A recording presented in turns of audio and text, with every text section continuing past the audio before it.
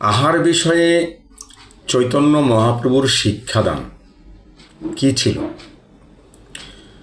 বিষয়ীর অন্ন খাইলে মলিন হয় মন, মলিন মন হইলে নহে কৃষ্ণের শরণ।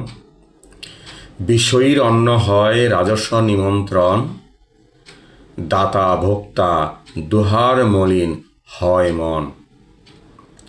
অর্থাৎ যে বিষয়ে আসক্ত তার অন্ন হচ্ছে রাজসিক।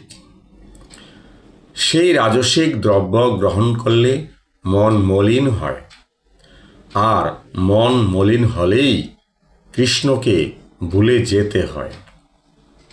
এবং যে দিচ্ছে এবং যে খাচ্ছে উভয়ই একই ঘটনা ঘটবে।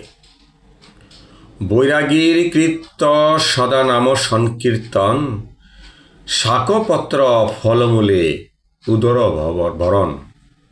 অর্থাৎ বৈরাগী সবসময় নাম সংকীর্তন করবে এবং শাকপত্র ফলমূলে পেট ভরবে।